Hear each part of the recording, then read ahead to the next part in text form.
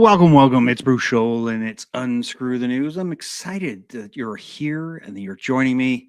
Make sure to get more eyeballs on this information. We are going to have a fantastic guest.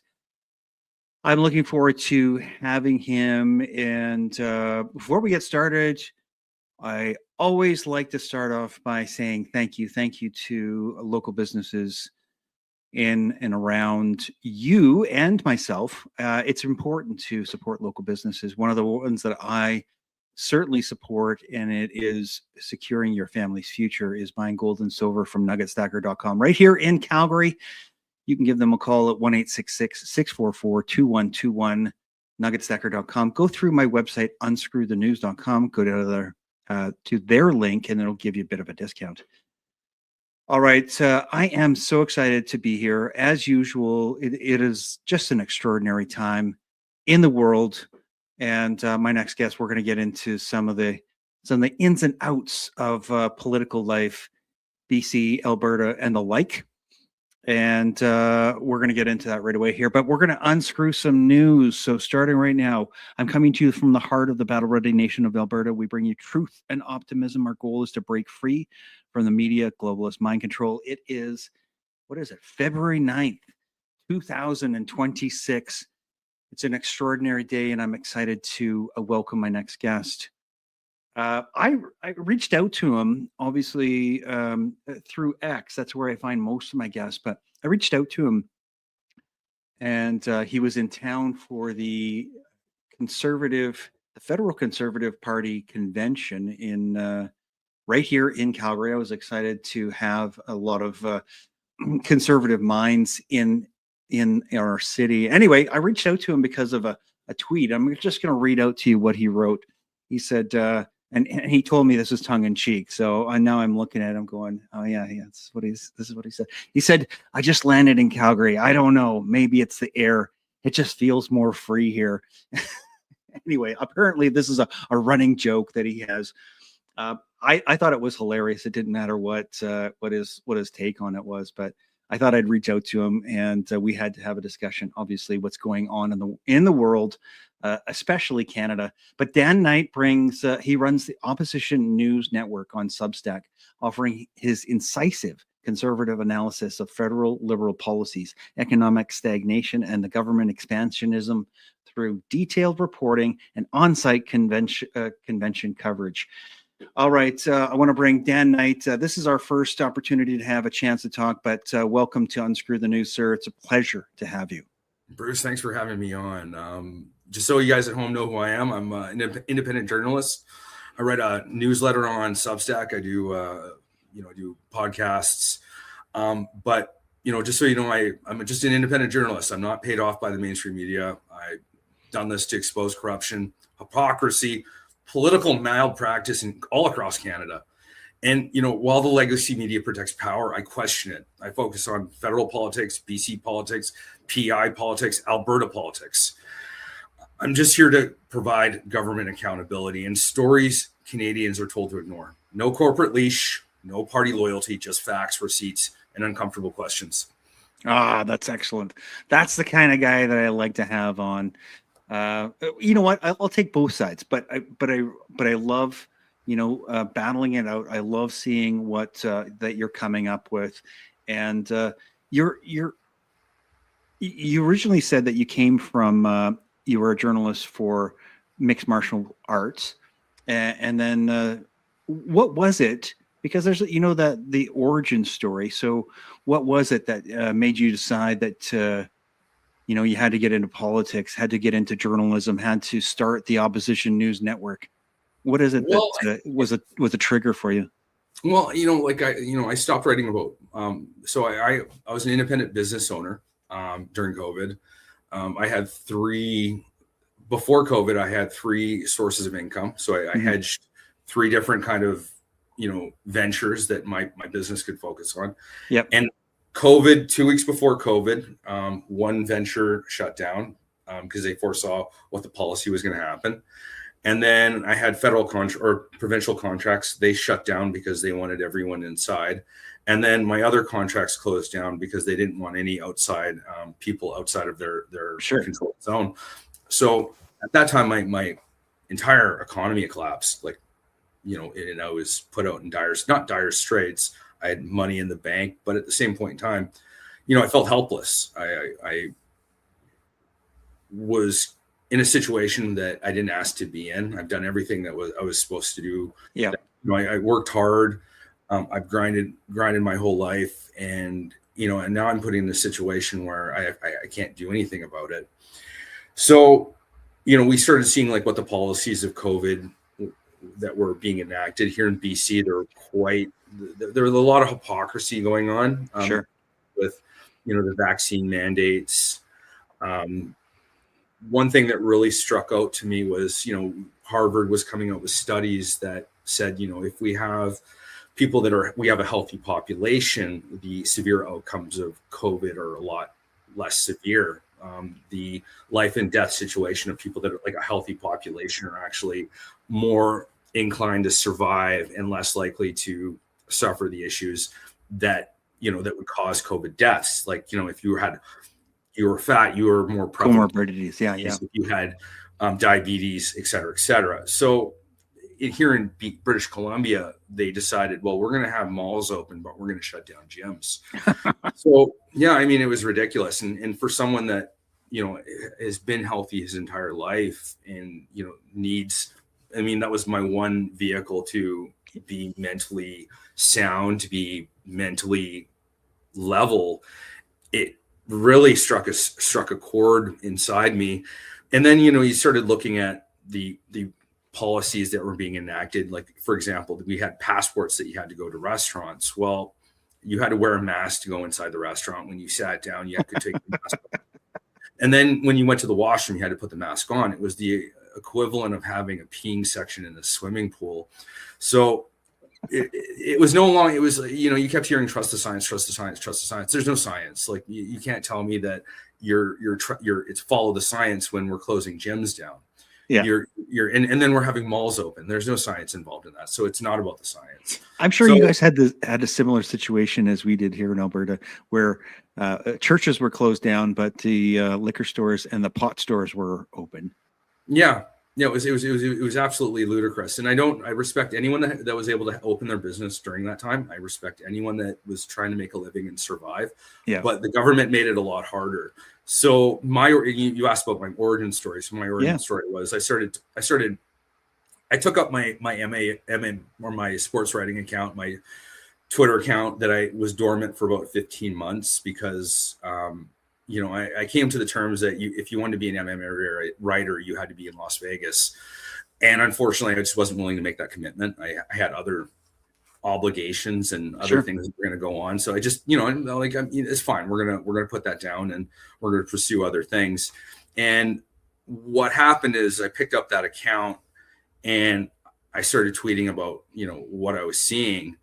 And it's kind of funny, like, not a lot of people know about this, but I just started, when everyone was adult, like, I kind of took it as a satire at first. I said, everyone's a doctor. So I was Dr. Dan Knight.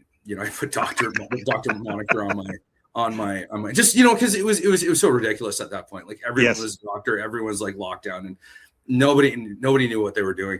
And it was more of a shot to say, like, to the political class and I want to say that the medical profession became the political class because they became an extension of the political class. It was no longer about the science. It was no longer about medicine.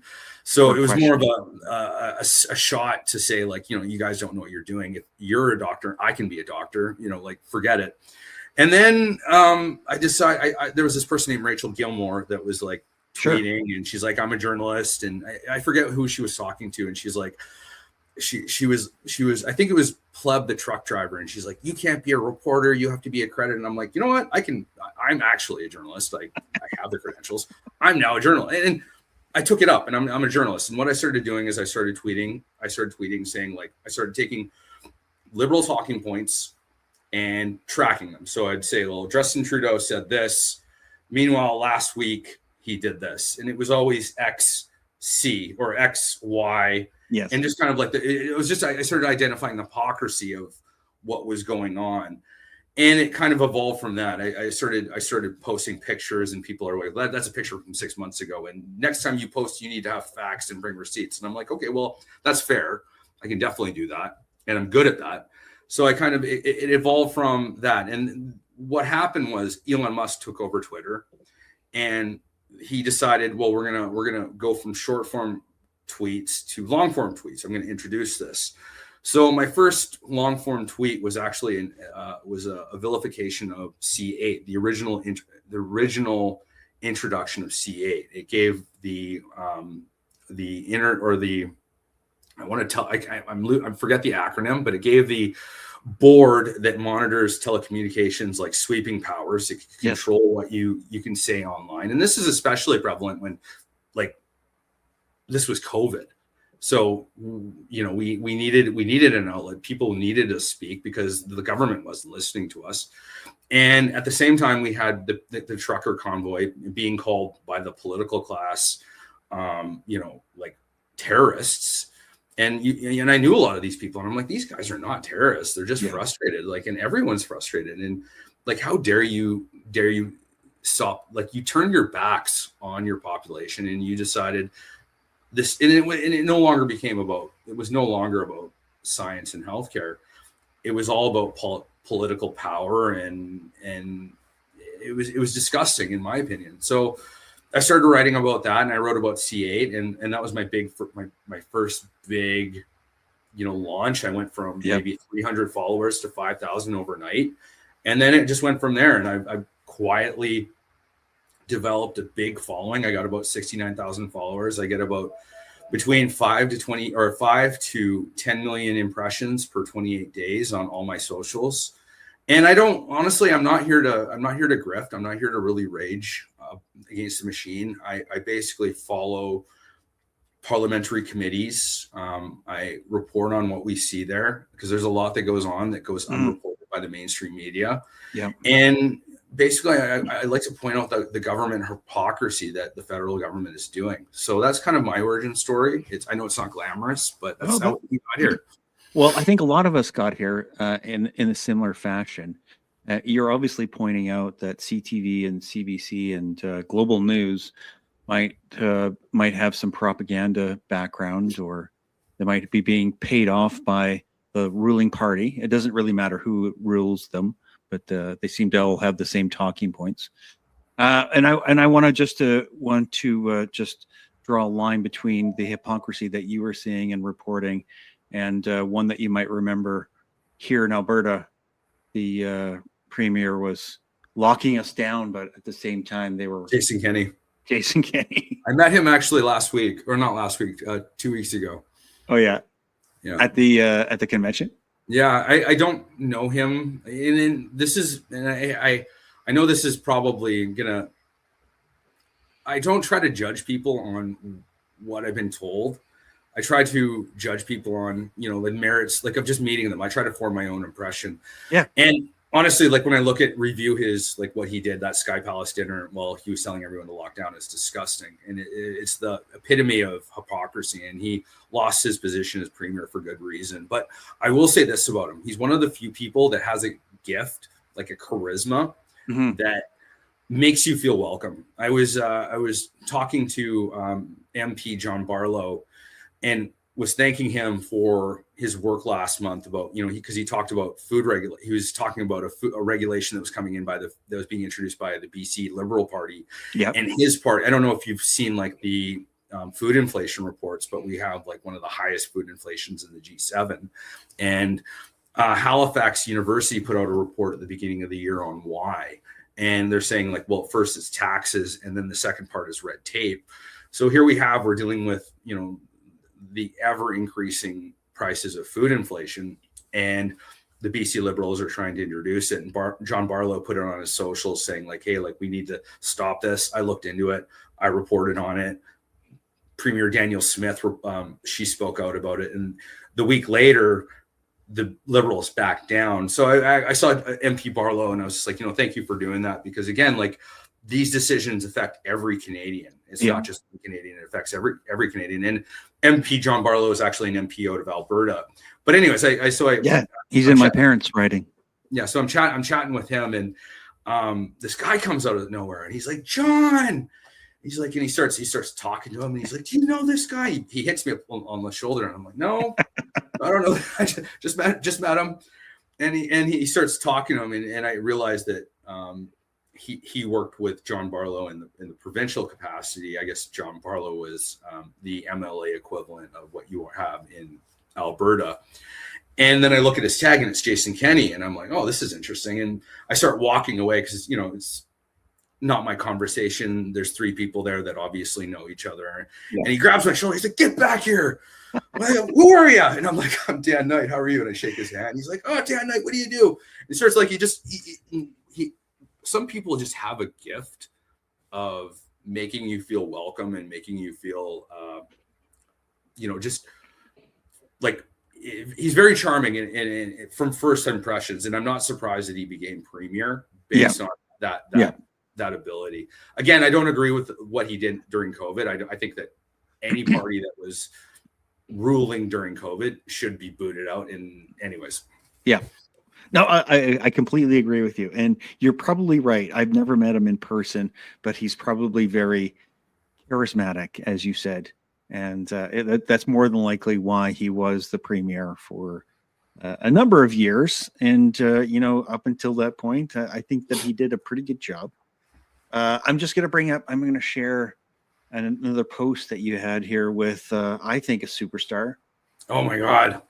I was fanboying over her. And Tamara Litch is the salt of the earth. Let me tell you, she is. Yeah, she is. Yeah. I think I mentioned to you before we started recording is I was actually sick before the convention. I was actually sick at 11 p.m. Like I was yakking my guts out because my kid got sick the day before, and I had a flight to catch at 6 in the morning. So I was like, oh, I don't even know. And then thankfully it passed. But day 3, I saw her on day 3 of the convention. I was exhausted, and I wave at her, and she waves at me, and she's like, oh, Dan, I need to get a picture of you. I'm like, who am I compared to you? And I've always sent like nice messages to her. Like, I'm like, sure. Don't miss the moment. Like, you've got this. And she's like, she talked to me. She's like, I really appreciated those messages. And I'm like, oh, well, thank you. I mean, like, I've done nothing compared to you. You are a true patriot in all the right words. Mm-hmm. I can't believe that, what this government has done to you is political malpractice. The fact that they, on a mischief charge, it's unbelievable. What did they spend on a mischief charge? Like, it's ridiculous just to convict her. And what did they get out of it? And Ezra Levant, by the way, hired her to work for Rebel News. Yes. So that she can leave her house arrest and travel the country. Like, what a gangster. Like, that Ezra Levant. Phenomenal. I got to meet him too. Anyways, so I saw to her and she's like, what are you doing? I'm like, I'm kind of exhausted. I'm going to leave. And she's like, come hang out with me in the Rebel News tent. Like, let's go, you can chat with me. And we basically talked for a couple hours. One of the nicest human beings I've ever met. Like, honestly, salt of the earth, real. She's one of the best people. Like, I think that we have. If we've really diluted the Order of Canada. Yes. I think she deserves it. Like, out of anyone, she deserves it. Okay, I'm gonna Alberta independence here for a second, and she is, one of our finest Albertans. There's a lot of us that are very proud of her, and there's a lot to be proud of. And we talk about what we're going to do when we become independent, because it's going that way, whether people like it or not. I think this is going to happen here. But we've been talking about, okay, who do we put onto our bills? Who do we put onto our money? There is a perfect example. And Tamara, if you happen to be listening to this, I am putting it out there, and it was Dan Knight's doing, but you really deserve to be enshrined on one of our bills. Tamara Lynch, I'm putting Tamara Leach. I'm putting you out there. And what do you think about that, Dan? Oh, I absolutely agree. I think that, again, like, she won't be recognized like today. It'll be like no years from now. Yeah. What depends on what Canada looks like. I think that, I think a lot of people will look at what she did is, you know, I was talking to her at the tent, and she was talking to me, and she's like, "Who am I?" And I'm like, "Who are you?" I'm like, "You're the person that made Christine Anderson call Justin Trudeau a dictator. That's who you are." Right? Like, without her, none of that was possible. Without Chris Barber, without any of them, none of that was possible. I'm like, you're the one that really shook up the political spectrum. Like, nobody else can say that. That was because of Christine Anderson, she was the match that lit the fire. But without any of the truckers, without, you know, any Ava Chipiak, I forget who she works with, but all those freedom convoy, they were the one that moved. They were the people that moved the needle. I think we would probably still be under lockdowns if it wasn't for that. Well, you know what? They were an inspiration to all of us across Canada, but it also inspired the world, which was, you know, pretty inspiring in itself to see other nations, other countries, you know, looking at what we were doing and then, you know, emulating that in their own nations. It was an extraordinary time. It really was. No, I don't disagree. I think that end of the day, she's, you know, she was one of the greatest people. Like, and I think, like, you know, if it wasn't for her, you'd still have Jason Kenney still running. Like, you know, we would have a lot of the swamp that still exists in the political class, and it was because of her that, you know, we don't have Jason Kenney in office, and it's because of her that Danielle Smith, like, she probably inspired a lot of the people to stand up. I mean, your premier is one of the better premiers, I think. You know, I was just talking to Bruce Banman about an hour ago, and, you know, there's certain politicians that stand when they're told to sit, and that they speak when they're told to shut up. And Premier Smith is one of those people, and you have to give her a lot of respect. Well, despite the media, you know, hammering her on a regular basis, she did what I think was right for Albertans. And, you know, with a lot of slings and arrows at her, she picked up her solid steel balls and went down to Mar-a-Lago, despite all of the detractors and all of the cancel culture, you know, that wanted to call her out and say that was the wrong thing to do. But my God, you know, none of the other premiers, I think that she stood up for Alberta. And, you know, I don't know if she's necessarily doing all the right things, but, you know, she is definitely one of the better premiers in Canada right now, for sure. Well, nobody's perfect. Let's be clear on that. Like, at the same point in time, like, we're all infallible. We're all human. You know, and I always subscribe to the philosophy that, like, when large groups of people get together, like, we just default to incompetence, and that comes down to, like, big corporations. And we default to incompetence unless we have a shared value. That's why religions are so highly successful, because, again, they all have the shared value. Right. But typically,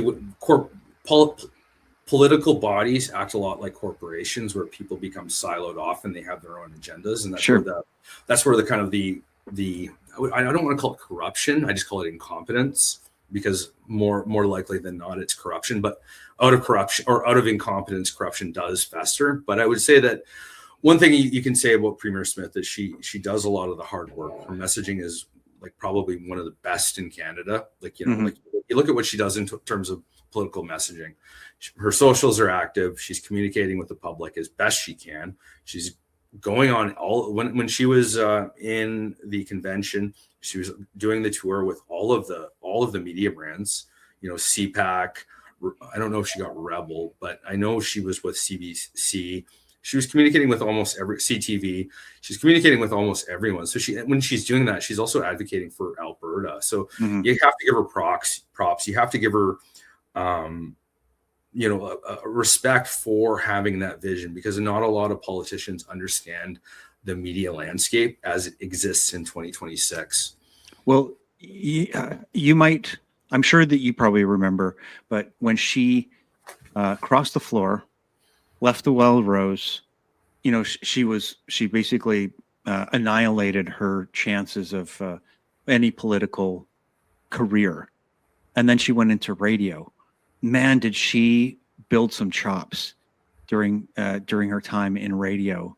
And taking all the barbs, right? She took all the hits on the radio, and she really, really got, I think, a thick skin and an ability to turn somebody around and having conversations.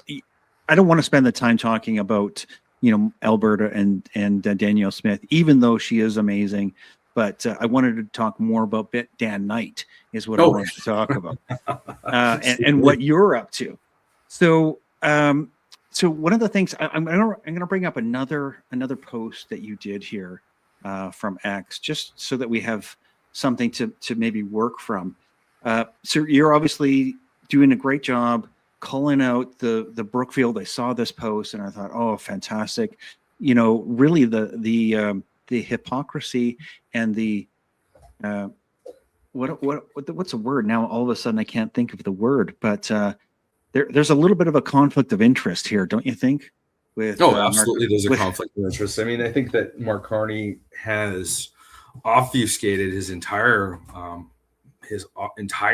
conflict of interest. I think what's the hypocrisy of him is that he has tax holdings on the Cayman Islands, doesn't pay taxes here in Canada. His children don't live in Canada, and he found his patriotism 15 months ago. I think that he's the ultimate liberal. Like, I try not to be biased, but it's hard not to be with him because he's the personification of liberal grifting.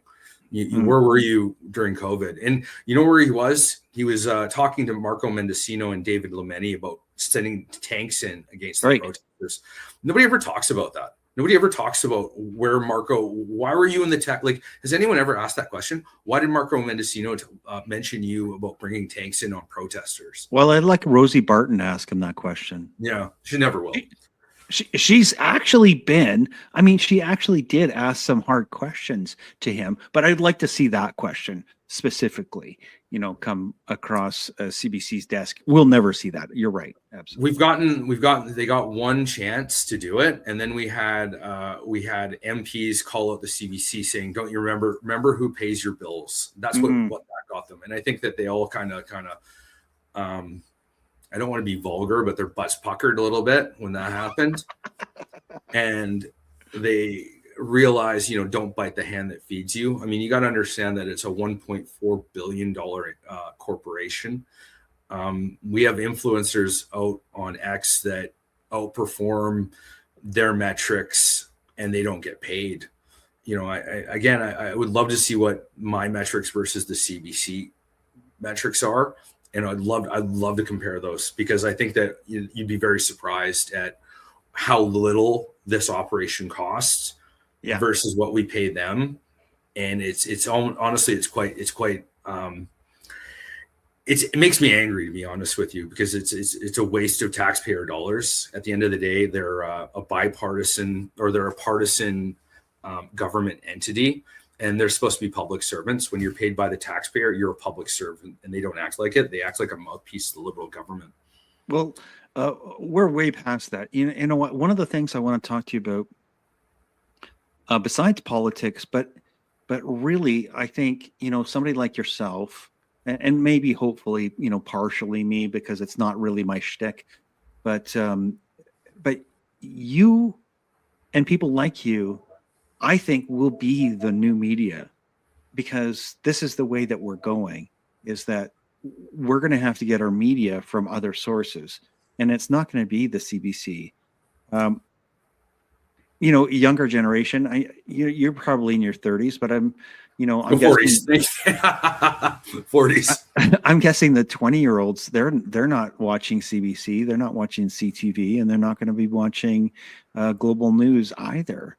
So, but your brand of news and Substack, I think, are great resources for people to then be, to be able to access real news, and to be, they'll be sifting through and filtering what is true and what's fake. So I kind of want to touch on, you know, Bruce, you say that, and I just want to touch on that a little bit because, you know, you mentioned that, you know, that the next generation isn't gonna watch the CBC. You're absolutely correct. And if you were at the CPC or Conservative Party convention in Calgary, the Conservative Party, and I don't know if they've done this before, they gave a bunch of these. They gave me a media pass. I didn't want to be called an influencer, but they didn't ask me, thankfully. But they gave people like a dozen people, online personalities, a bunch of media passes. Now, the difference between me and a lot of them is I actually do my own research. I'll actually sift through a lot of the committees, and I'll actually give you, like, I'll actually go through the documentation. I know some of them do, but I think the difference, and I saw Blacklocks call out one of them today and saying, like, no, it's great that you're amplifying this message, but maybe give some of us some credit that are actually doing the hard work. Right. Because again, it's one thing to commentate about, you know, what's going on the floor, but doing the actual work is a little harder. Like and I think that's the problem, is that this is the trap I'm going to see. Like, so there's two parts that I envision what's going to happen with these political influencers.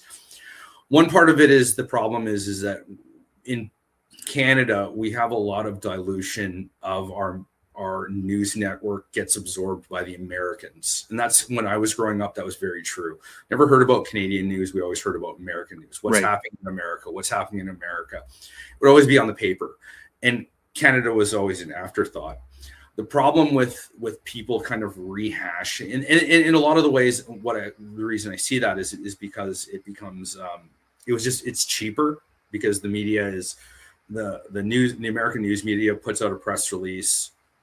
The Canadian can just take that press release, repost it. It's cheaper. It gets views. Yes. Game over. The issue I have right now with the influencer, and I'm not calling out anyone by name. This is just how I see it, is that the problem is the hard work where you actually get the information that needs to still get done. You still need to go in, and you still need to go through and sift through the data. You still need to read the material. And I just hope that, like, we don't have because at the end of the day, like, everyone's chasing clicks. I don't care about clicks. I just report on what I do. I'm very niche, and I always want to be niche. I don't care about if I get 20 million, 30 million impressions. I really don't care. But my fear is that the influencer class just becomes very lazy, and they stop looking through the data. And then the other thing I think that's going to happen, and this is just something that I've seen happen through my time, is that the influencers are going to start eating each other up. I've seen it happen, for sure. Right? Like, they're just going to, you know, which is going to be, it's not good for anyone, right? But no. That's just my opinion. Well, it is. I mean, it is. It's a typical transition, right? I mean, because they'll will filter through, people that maybe gets old. Maybe this type of what I do. Maybe it gets old. It's the same thing over and over again, and so it'll eventually get tired, and people won't want to listen to it, and they'll want something different. So. Will always be, in flux, I guess. And, sure.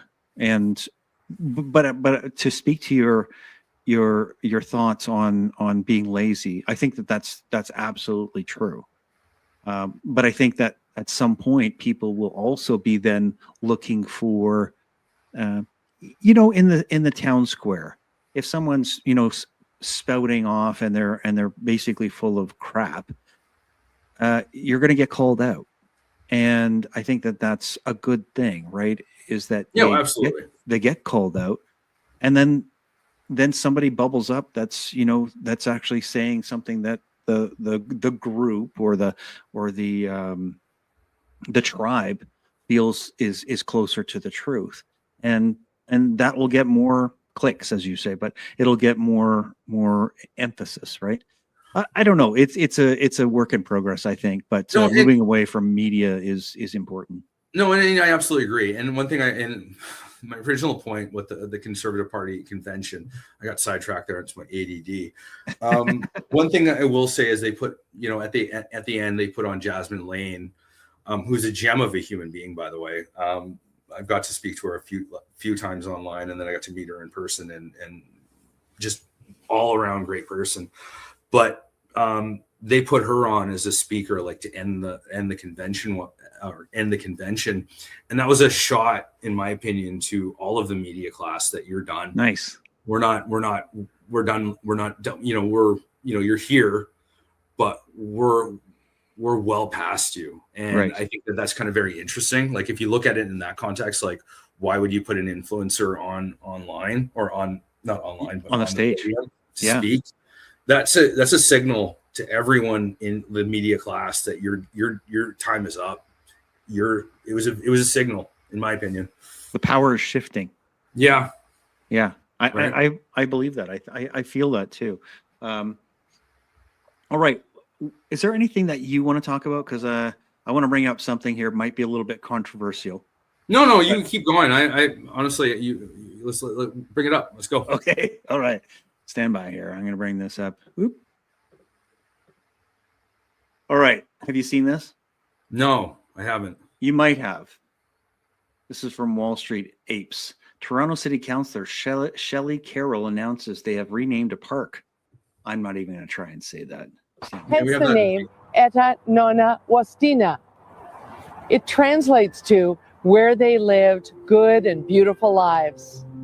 Learning to say the name is just a small way we can all be accountable to healing our relationship with our nation's First Peoples. So let's go. Try it with me. Eta Nona Wastina. I got to stop it there. I can't do that. The changing of the names, and putting in these names that nobody can pronounce.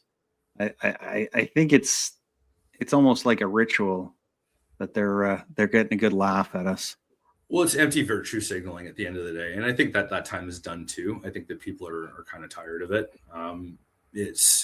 We have that here in BC as well. Oh, you guys have it so bad in Vancouver. That's kind of why I brought it up. I mean, we renamed a street. We renamed a street, and it costs and I think that I was looking at the Break or Not news, and they looked at what the cost was, and there was all these hidden costs, and the city wouldn't divulge where the money went, and it was basically a payoff to the First Nations. And I'm kind of like, well, where did that money go? What was the contract behind that? And they weren't able to, that. And it's kind of interesting when we talk about colonial times as well. Like they talk here in BC, they talk about, well, these kids were brought out in residential schools and they died. I look back in my family, I have a family, I want to say it's a family tree book, and it traces our lineage back to Plymouth Rock, when the Pilgrims came in. But you look at the times during 1900, it shows the gravestones of a lot of my family members, and it'll show the elders. But under there's 5 children that lived to 5 years, less than 5 years old. 3 of us last a year. So I find it interesting that we judge the colonial times by today's standards when we don't have any context of what it was like to live back then. I'm sure it was a hard time. Were there injustices? Absolutely. But everyone was being there was injustices with everyone. Of course. It wasn't just, I don't think it was targeted to just one scope of people versus a lot. I don't disagree that the outcomes of the First Nation people have suffered. And the reason I say that is because here in Vancouver, we have this thing called the Downtown East Side, and First Nation people actually have a majority of, they have a higher population versus all other populations in the Downtown East Side. So 100%. There is something to say that what happened to them, there is some severe harms that happened to their culture and caused outcomes that are relevant today. I don't disagree with that, but I think that these virtue signals, they don't accomplish anything. And at the end of the day, we talk about equality. When are we all equal under one flag? Like when are First Nations equal, like with the country? When does that happen? Like it's not gonna happen by asking, naming a few streets. It's No. by a language they don't even write. I mean, No. as far as I was told, that the words and the characters that they were using isn't even from that native group. I mean, so they just made it up. Somebody just made it up. Yeah, I can't speak to that, but I will say that, like people here in Vancouver, like they renamed that bridge to, I don't even know what it's called, but it was the Patella Bridge, and they're replacing it. Everyone's like, even David Eby, he the first chance he goes on a press conference, he doesn't call it by the name, he calls it Riverview. So what was the point of calling it that if you're not going to even call it the right name, right? Like it's just the ultimate. Like I don't like empty politics. Sure. I don't like politics without substance, and that's the ultimate politics without substance. Because at the end of the day, like if you're not performing by your merits, then you're obviously like I'm trying to think of what the right term is, but obviously you're doing a performance to hide from the inadequacies of your governing. And that's kind of what you're just trying to hide it, and you're going to hide it by, oh, look at me, I renamed this bridge and we're so virtuous. And it's like, well, let's look at what you're actually doing. You've here in BC, we now have the Cowichan case, which was caused by this thing called DRIPA, which was introduced in 2021, I believe. Yep. And that was introduced by the federal government, and that was to that the First Nations would be viewed through a UN lens, or no, through declination of, I can't remember what the acronym stands for. I apologize. It's been a long day. But I've got it here. What does DRIPA stand for? I got UNDRIP. Yeah. That's UNDRIP. So DRIPA recognizes UNDRIP. Which is the declination. So here it is, right here. Yeah, so it recognizes it recognizes UNDRIP in BC here, and this is how bad this government does. If you think that your government's bad, let me tell you about mine.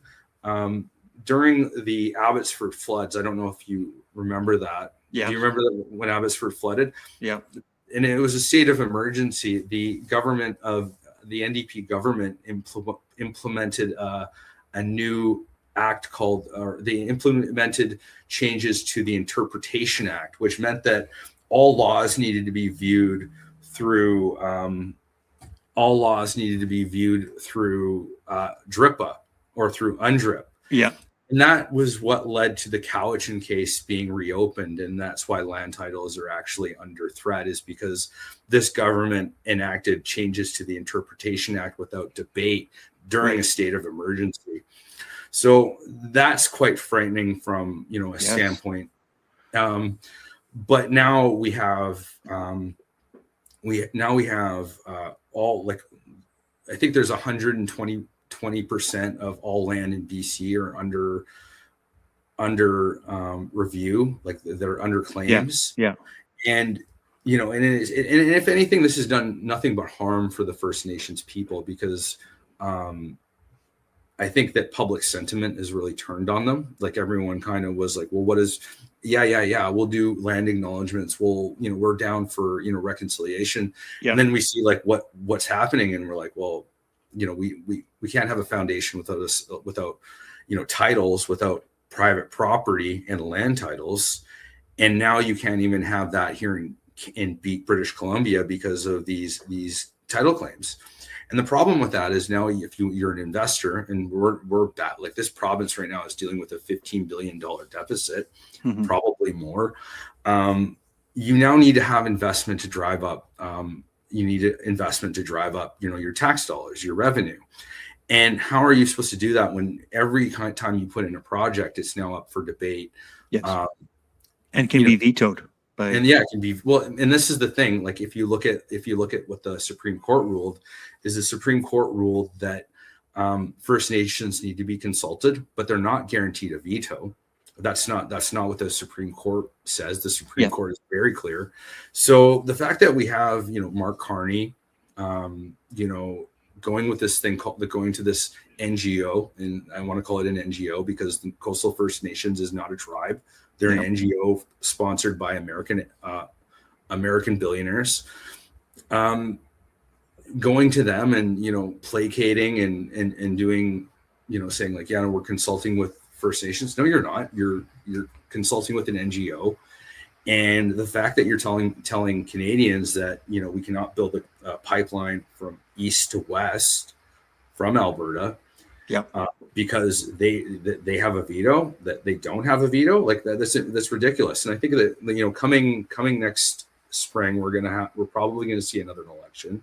It's going to be very interesting what the Liberals campaign on. I think that the Liberals are probably going to campaign on sovereignty. They're going to run the fear on sovereignty. Last election, they ran a fear campaign on Donald Trump and trade, and that the manufacturing sector is going to get decimated under Pierre Poilievre, and that the private sector is going to be decimated because Pierre Poilievre said that we're going to cut. But what did he say he was going to cut? He said we're going to cut bureaucracy. We're going to cut the insiders like Deloitte, people like GC Strategies. We're going to cut them. The Liberal government, our Liberals, they weaponized that, and they said, well, he says cuts, didn't matter what he said he was going to cut. And then they said that they're going to cut the public service. But what's happened? But what's happened like the last couple of weeks? Well, the Liberal government has announced that there's going to be about 40,000 cuts to the public service. And so this election cycle, they're not going to be able to campaign on a fear campaign that Poilievre's going to cut the public service, because they've already done that. They can't campaign on that the manufacturing sector is going to be gutted, because they've done a terrible job with the manufacturing sector. I think that we've seen, like, I want to say that, like, I was looking at the job labor market for January 2026, and it was saying that it was either, I might misquote this, excuse me, but I think it said 67,000 jobs lost in Ontario. And I think that, this is your article here, by the way. Yeah. So 52,000 jobs lost in January, but 12,000 came back from 12,000 added from the 12,000 added from the private sector. But I think that it said that, I think I read that it's 56,000 jobs lost in Ontario alone. And that says something. Like, that's not a seasonal cut. Like, you're not losing production, or excuse me, you're not losing 50,000 plus jobs in from a Christmas layoff. Let's be clear on that. So I think, so back to what I'm saying though, is I'm saying that, what's going to happen next election? Well, we've got Greenland being talked about by Donald Trump. We've had invasions in Venezuela by taking Moderno.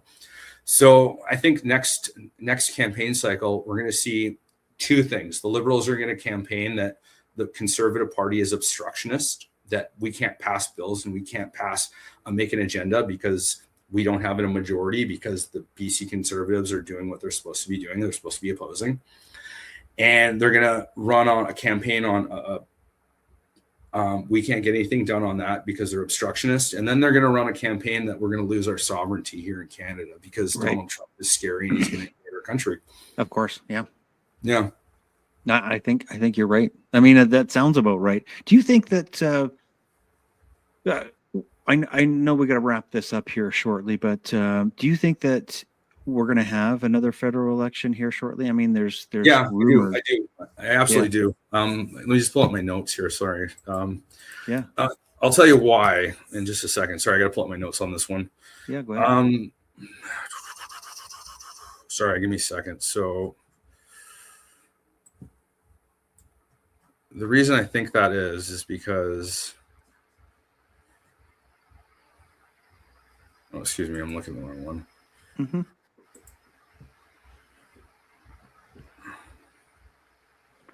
We're all good. So, well, there's two things. You've got Main Street Research reporting that, or we've had, so after the Davos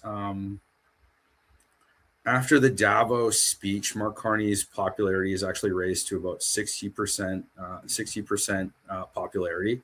Mm-hmm. So he has that. Liberal Party is running neck and neck with the. Okay, here we go. So, yeah. So if we're gonna look at like why I think there's an election, well, you can look at the paper trail. Like right now, the Liberal Party of Canada has been publicly staffing up in ways that map pretty cleanly onto election infrastructure, riding support, fundraising support, office coordination, direct mail fundraising roles. This is posted back in January via LinkedIn.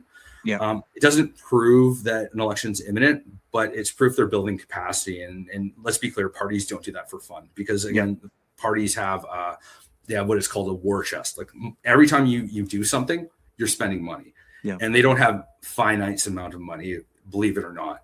On top of that, if we look at like the Blacklocks report that came out today, Elections Canada is actually producing about 700,000 ballots getting ready. They haven't said why they're doing that, but they're saying they're doing that. On top of that, the BC Elections has started hiring, I believe, last year, and they're getting ready for an election. They said we're looking for at least 2 years to be campaign ready. That's fine.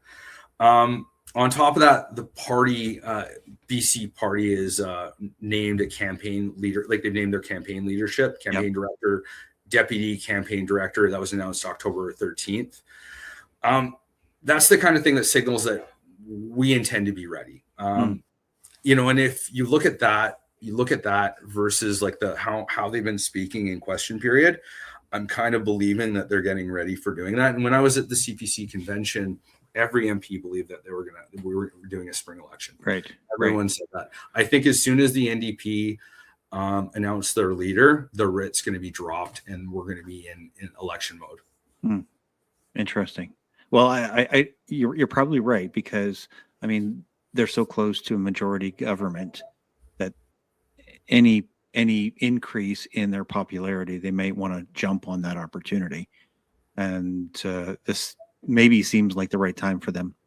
Okay, one more question for you, and then we're gonna finish off here. But as far as BC is concerned, and this is your home province, so does David Eby stay in power, or do you think that that he may have a shorter term than he wants? It really depends on. Well, no, I don't. I think the next concern. I think government people get tired of governments. I think that the BC NDP is done. They've already signaled that we're going to be doing public service cuts, even though there's a report today that they've signed a contract with the teachers union of about a 12% raise over 4 years. I mean, I get that everyone, like, inflation's bad, and nobody can afford to live here in BC. In Vancouver, it's about $3,200 for a 2-bedroom apartment. Gets you about maybe between 750 square feet to 1,100 square feet, depending on the age. That's a lot of money. How are you supposed to raise a family in that? Like, it's almost impossible. So do I think that David Eby is going to win? No, I don't think he's going to win. I think that the next Conservative, the BC Conservative party leader who gets elected is probably very likely to be the next premier, almost guaranteed. And the reasons I think that is because the Cowichan, the fact that how they ran the Interpretation Act, how they implemented DRIPA, and the consequences of NDP policy have really come to fruition. And I think that you don't give the firehouse to the arsonist, and I honestly believe that. Yeah. All right. And so obviously there's going to be, is that what you're talking about? Because you said that you're doing a bunch of interviews with a number of potential leaders for the Conservative Party, right? For BC. Is that? Yeah. So I did an interview with Bruce Banman today. Bruce Banman is he's one of the, I would say, godfathers of the BC Conservative Party. I don't know if either we were talking about it today or we were talking about it before, like we started recording, but the BC Conservative Party is an indictment of the BC Liberal, BC United Party. BC United was under Kevin Falcon. I don't know if you guys know about who Aaron Gunn is, but Aaron Gunn during COVID, he actually ran for Liberal leadership race. That's actually how I started following him. And he started running for the BC Liberal, and the leadership board said that you've spoken out against First Nation and against, like what we're doing with them. And, we don't want you in our party, and you're not welcome to be a Liberal leadership. Had they kept him in, I'm very certain that he would have been leader of the BC Liberals, and we would have a Conservative premier right now under the BC Liberals, because he was one of the first people to coin, I'm running on a common sense platform. I know that we hear it all the time, but he was one of the first people to do it back in 2021. So it shows you and listening to him during the Conservative Party of Canada convention, I'm almost certain that he's gonna be in the leadership running. Yeah, when Poilievre eventually has to resign. I don't know when that is. Everyone's signaling that we're behind Pierre Poilievre. But more to your question about all these people I'm interviewing. Yeah, I'm interviewing. I interviewed Bruce Bandman this week. We want to get Harman Singh Bangu on. I'm circling the wagons around Caroline Elliott. She's kind of been slippery with me, but I got Ian Black. He wants to do an interview with me. Daryl Miller. We're going to try to get Peter Millibar on. And we're going to try to interview as many people as we want. We want to get everyone as much time, give them a platform if we can, and just get as much exposure. Because at the end of the day, like, the next person that gets elected as BC, as the leader of the BC Conservatives, is very likely going to be the leader of the party or the next premier. Mm-hmm. Mm-hmm. Well, fantastic. Keep up the good work, and I'll make sure to have your links available on this when I post it tonight. Well, thanks, Bruce. Yeah. And anything else that you want to say to the audience before we end off? At the end of the day, the government has the legacy media, but we have each other. So let's make it count. All right. That's inspirational. So you can find Dan Knight on the Opposition News Network. He's on Substack. You're on X. I know that because that's how I found you. Any other platforms that you want? Oh, you can find me on LinkedIn. You can find me on Twitter or on Instagram, Facebook. Follow me on Facebook and Instagram if you're listening to that. I got the libtards like all over me on those platforms. Like, it is something else. You got them whipped up, hey?